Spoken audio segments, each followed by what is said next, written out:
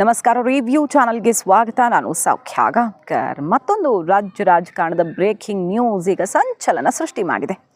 ಡಿ.ಕೆ. ಶಿವಕುಮಾರ್ ಅವರು ರಾಹುಲ್ ಗಾಂಧಿ ಅವರಿಗೆ ಇದೆಂಥ ಆಘಾತ ಕೊಟ್ಟಿದ್ದಾರೆ ನೋಡಿ. ದಾವೋಸಿಂದ ದೇಶಕ್ಕೆ ಬಂದಿಳಿತಿದ್ದಂಗೆ, ಬೆಂಗಳೂರಿಗೆ ಬಂದಿಳಿತಾ ಇದ್ದ ಹಾಗೆ ಕೈಪಾಳ್ಯದಲ್ಲಿ ಕಂಪನ ಸೃಷ್ಟಿಸ್ತಾ ಇದೆ ಡಿ.ಕೆ. ಶಿವಕುಮಾರ್ ಅವರ ಈ ನಡೆ. ಇದು ರಾಹುಲ್ ಗಾಂಧಿ ಅವರಿಗೆ ಡೈರೆಕ್ಟ್ ಹಿಟ್ ಮತ್ತು BJP ಇದನ್ನು ಬೆರಗು ಗಣ್ಣುಗಳಿಂದ ನೋಡ್ತಾ ಇದೆ. ರಾಹುಲ್ ಗಾಂಧಿ ಅವರನ್ನೇ ಹಾಗಾದರೆ ಅವಹೇಳನ ಮಾಡಿದ್ರ. ರಾಹುಲ್ ಗಾಂಧಿ ಅವರ ತಪ್ಪನ್ನು ಎತ್ತಿ ತೋರಿಸಿದ್ರಲ್ಲ DK. Shivakumar. Very interesting development. ಮೋದಿಗೆ ಜಯಂದೇ ಬಿಟ್ರ ಡಿ.ಕೆ ಅನ್ನುವ ಕುತೂಹಲಕಾರಿ ಡೆವಲಪ್ಮೆಂಟ್. ಮಾಹಿತಿ ಇಡ್ತಾ ಹೋಗ್ತೀವಿ. ಮಿಸ್ ಮಾಡಿದ್ರೆ ನಮ್ಮ ಚಾನಲ್ನ ಸಬ್ಸ್ಕ್ರೈಬ್ ಮಾಡಿ, ನಿಮ್ಮ ಅಭಿಪ್ರಾಯ ಕಮೆಂಟ್ ಮಾಡಿ ತಿಳಿಸಿ. ಎಸ್ ವೀಕ್ಷಕರೇ, ಡಿ.ಕೆ. ಶಿವಕುಮಾರ್ ಅವರ ದಾವೋಸ್ ಸ್ಟೇಟ್ಮೆಂಟು ದೊಡ್ಡ ಮಟ್ಟದಲ್ಲಿ ಚರ್ಚೆ ಆಯಿತು. ರಿವ್ಯೂ ಅದನ್ನು ಎಕ್ಸ್ಕ್ಲೂಸಿವ್ ಆಗಿ ರಿಪೋರ್ಟ್ ಮಾಡಿತ್ತು. EVM ಬಿಡೋದು ಬೇಡ ಅಂತ ಡಿ.ಕೆ. ಸುರೇಶ್ ಅವರು, ಡಿ.ಕೆ. ಬ್ರದರ್ಸ್ ಒಪಿನಿಯನ್ ಬಂದು ಬೆನ್ನಲ್ಲೇ ಇದು ಅಚ್ಚರಿ ಕಾರಣ ಆಯಿತು. ನಾವು ಅದನ್ನು ರಿಪೋರ್ಟ್ ಮಾಡಿದ್ವಿ ಮೊನ್ನೆ. ಏನು ಹೇಳಿದರು ಜಸ್ಟ್ ಕ್ವಿಕ್ಕಾಗಿ ಹೇಳಿಬಿಡ್ತೀನಿ, ಇವತ್ತಿನ ಬೆಳವಣಿಗೆ ಹೇಳೋಕ್ಕಿಂತ ಮುಂಚೆ. ದಾವೋಸಲ್ಲಿ ಏನಂತ ಹೇಳಿದರು ಡಿ.ಕೆ. ಶಿವಕುಮಾರ್ ಅವರು, ಭಾರತ ಇನ್ನೂ ಚೆನ್ನಾಗಿ ಬೆಳೀತಾ ಇದೆ, ಇಂಡಿಯಾ ಇಸ್ ರೈಸಿಂಗ್, ಭಾರತ ಬೆಳಗ್ತಾ ಇದೆ, ಭಾರತ ಮುನ್ನೋಗ್ತಿದೆ ಅನ್ನುವಂಥ ಸ್ಟೇಟ್ಮೆಂಟನ್ನು ಕೊಟ್ಟಿದ್ದರು. ಹೂಡಿಕೆಯಲ್ಲಿ ಎಲ್ಲ ಬಗೆಯಲ್ಲಿ ಜಗತ್ತು ಭಾರತದ ಕಡೆಗೆ ನೋಡ್ತಾ ಇದೆ, ಕೈ ಬೇಯಿಸ್ತಾ ಇದೆ ಅನ್ನೋದನ್ನು ಬಹಳ ಹೆಮ್ಮೆಯಿಂದ ಹೇಳ್ಕೊಂಡಿದ್ರು. ಅದರಲ್ಲಿ ಬೆಂಗಳೂರಿಗೆ ಮಹತ್ವವನ್ನು ಕೊಟ್ಟು ಕೂಡ ಅವರು ಹೊಗಳಿದ್ರು. ಭಾರತ ಬೆಳೀತಾ ಇದೆ, ಮುನ್ನುಗ್ತಾ ಇದೆ ಅನ್ನುವಂತಹ ಮೆಚ್ಚುಗೆಯ ಮಾತುಗಳನ್ನು ಭಾರತೀಯನಾಗಿ ಒಬ್ಬ ಕನ್ನಡಿಗನಾಗಿ ಹೇಳಿದರು. ಅದರಲ್ಲೇನು ವಿಶೇಷತೆ ಇಲ್ಲ. ಆದರೆ ರಾಹುಲ್ ಗಾಂಧಿಯವರು ಸದಾ ವಿದೇಶಗಳಿಗೆ ಹೋಗಿ ಭಾರತ ಆರ್ಥಿಕವಾಗಿ ಮುಗ್ಗರಿಸಿದೆ, ಡೆಡ್ ಎಕಾನಮಿ ಅಂತ ಮೊನ್ನೆ ಹೇಳಿದ್ರು. ಅವತ್ತು ಟ್ರಂಪ್ ಹೇಳಿದಾಗ ರಿಪೀಟ್ ಮಾಡಿದರು, ಈಗ ಮೊನ್ನೆ ಮತ್ತೆ ಹೇಳಿದ್ರು. ಜಾಬ್ ಲಾಸು, ಇಲ್ಲಿ ಎಲ್ಲ ಟ್ಯಾರಿಫ್ ಹೊಡೆತಕ್ಕೆ ಮೋದಿ ಕಂಗಾಲಾಗಿ ಹೋಗಿದ್ದಾರೆ, ಅದನ್ನು ಮ್ಯಾನೇಜ್ ಮಾಡೋಕ್ಕಾಗ್ತಿಲ್ಲ, ಕಡೆಗೆ ಮಾತು ಆಡ್ತಿಲ್ಲ, ಭಾರತ ಡೆಡ್ ಎಕಾನಮಿ ಅಂತ ಮತ್ತೆ ಹೇಳಿದ ಸಮಯದಲ್ಲಿ ಭಾರತಕ್ಕೆ ಇದು ಅವಮಾನ ಅಲ್ವಾ?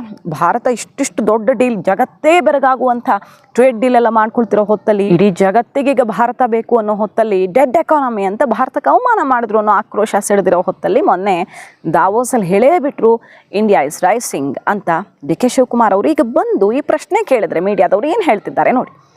ಹೌದ್ರಿ, ನಾನೊಬ್ಬ ಭಾರತೀಯನಾಗಿ ಭಾರತದ ಧ್ವಜ ಹಾಕ್ಕೊಂಡು ಹೋಗಿ ಭಾರತಕ್ಕೆ ಅವಮಾನ ಮಾಡೋಕ್ಕಾಗತ್ತಾ? ಆ ವೇದಿಕೆಯನ್ನು ಇಡೀ ಜಗತ್ತಿನ ದೊಡ್ಡ ದೊಡ್ಡ ಬಿಸ್ನೆಸ್ ಮೆನ್ಗಳು, ಎಲ್ಲ ರಾಷ್ಟ್ರಗಳ ಪ್ರತಿನಿಧಿಗಳಿರುವಂಥ ವೇದಿಕೆಯನ್ನು ನಾನು ರಾಜಕೀಯಕ್ಕೆ ಯೂಸ್ ಮಾಡ್ಕೊಳ್ಳ? ನಮ್ಮ ದೇಶದ ಅವಹೇಳನ ಮಾಡಲ? ನಮ್ಮ ದೇಶದ ಬಗ್ಗೆ ನನಗೆ ಹೆಮ್ಮೆ ಇರಬಾರ್ದ? ಹಾಗಾದರೆ ಕರ್ನಾಟಕದ ಪಾಲು ದೊಡ್ಡದಿದೆ ಈ ದೇಶದ ಏಳಿಗೆಯಲ್ಲಿ, ಅಭಿವೃದ್ಧಿಯಲ್ಲಿ ಅಂತ ತನ್ನ ರೋಲನ್ನು ಮಿನಿಸ್ಟರ್ ಆಗಿ ಹೇಳ್ಕೊಳ್ತಾರೆ ಅವರು. ಅದ್ರ ಜೊತೆಗೆ ಭಾರತ ಬೆಳೀತಾ ಇದೆ, ಭಾರತ ಮುನ್ನುಗ್ತಿರುವಂಥ ದೇಶ ಅನ್ನೋದನ್ನು ಕೂಡ ಮತ್ತೆ ಓಪನ್ ಆಗಿ ಹೇಳಿ, ತಾನು ಹೇಳಿದ್ದನ್ನು ಸಮರ್ಥನೆಯೂ ಮಾಡಿಕೊಂಡು ರಾಹುಲ್ ಗಾಂಧಿಯವರು ಮತ್ತೆ ಭಾರತ ಡೆಡ್ ಎಕಾನಮಿ ಅಂತಾರೆ.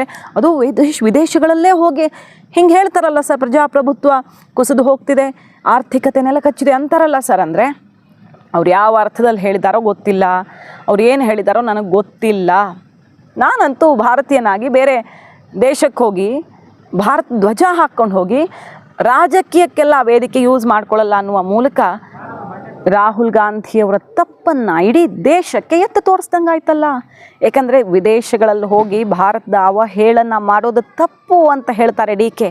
ಭಾರತದ ಧ್ವಜ ಹಾಕ್ಕೊಂಡು, ರಿಪೀಟ್ ಮಾಡ್ತಾ ಇದ್ದೀನಿ ನಾನು ಅವ್ರು ಹೇಳಿದ್ದನ್ನು, ಹಾಗೆಲ್ಲ ಮಾಡೋಕ್ಕಾಗಲ್ಲ ರಾಜಕೀಯನ ಅಂತಾರೆ. ಸೊ ಅದನ್ನೇ ರಾಹುಲ್ ಗಾಂಧಿಯವರು ಮಾಡ್ತಿರೋದಲ್ವಾ?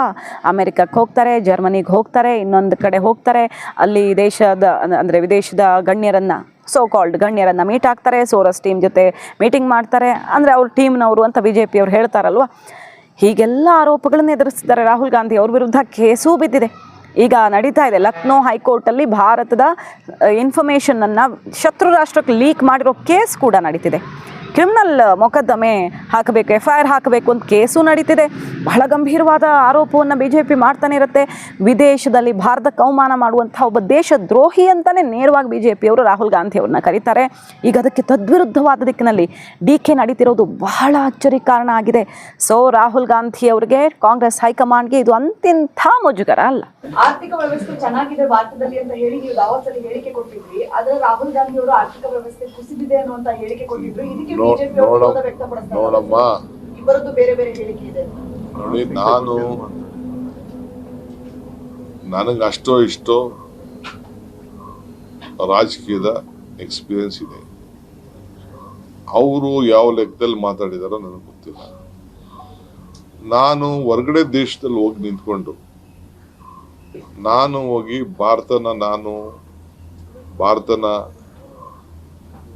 ನೋವು ಮಾಡೋಂಥ ಒಂದು ಪರಿಸ್ಥಿತಿಯಲ್ಲಿ ನಾವ್ಯಾರೂ ಇಲ್ಲ. ರಾಹುಲ್ ಗಾಂಧಿ ಅವರು ಏನು ಮಾಡಿಲ್ಲ. ರಾಹುಲ್ ಗಾಂಧಿ ಅವರು ಅವ್ರ ಕೆಲವು ಅಭಿಪ್ರಾಯಗಳನ್ನು ತಿಳಿಸಿದ್ದಾರೆ. ಅದು ನಮ್ಮ ಇಂಟರ್ನಲ್ ವ್ಯವಸ್ಥೆ. ಹಂಗಂತ ನಮ್ಮ ದೇಶ, ನಮ್ಮ ಸಂಸ್ಕೃತಿ, ನಮ್ಮ ಸಂವಿಧಾನನ ನಾವ್ಯಾರು ಬಿಟ್ಕೊಡಕ್ ಸಾಧ್ಯ ಇಲ್ಲ. ನಾನು ಅಲ್ಲಿಗೆ ಹೋಗ್ಬಿಟ್ಟು ನಮ್ಮ ಭಾರತನ ರಾಜಕೀಯಕ್ಕೋಸ್ಕರ ನಾನು ನ್ಯಾಷನಲ್ ಫ್ಲಾಗ್ ಹಾಕೊಂಡು ಇಲ್ಲಿಗೆ ಹೋಗ್ಬಿಟ್ಟು ನಾನು ಈ ಫ್ಲಾಗ್ಗೆ ಬಯಕಾಗ್ತದ? I don't want to answer to any BJP friends.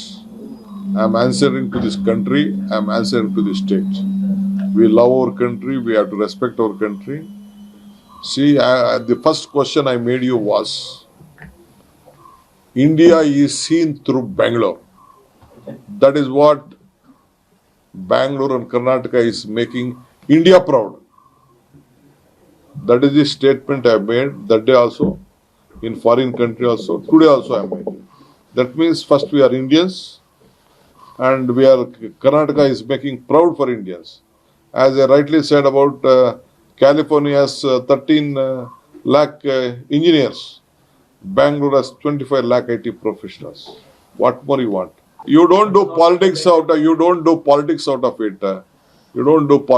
of it. Be large-hearted. Be bold-hearted. You are a patriotic. You love India. We all are Indians.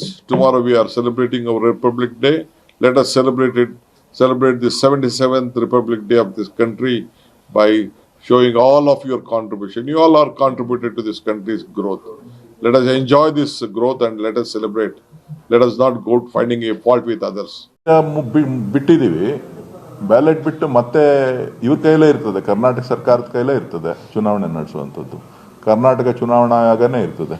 ಅದನ್ನು ತಿರ್ಚಕ್ಕೆ ಯಾರೂ ಆಗಲ್ವಲ್ಲ. EVM ಬಳಕೆ ಮಾಡೋದು ಬಿಡೋದು ಅದು ಬೇರೆ ವಿಚಾರ. ನಾವು ಒಂದು ಹೆಜ್ಜೆ ಮುಂದೆ ಹೋಗಿದ್ದೀವಿ. ಒಂದು ಹೆಜ್ಜೆ ಮುಂದೆ ಹೋಗಿ ಮತ್ತೆ ಹಿಂದಕ್ಕೆ ಬರುವಂಥದ್ದು ಸರಿನಾ ತಪ್ಪ ಅನ್ನೋದನ್ನ ಪಕ್ಷ ಹೈಕಮಾಂಡ್ ತೀರ್ಮಾನ ಮಾಡಬೇಕು. ನಾ ಹೇಳಿದ್ನಲ್ಲಪ್ಪ, ಮುಂದೆ ಹೋಗಿದ್ದೀವಿ ಅಂತ. ಇನ್ಯಾಕೆ ವಿಶ್ಲೇಷಣೆಗಳು ಹೋಗಬೇಡಿ, ಅಲ್ಲಿ ಮಾಡ್ಕೊಳ್ಳಿ.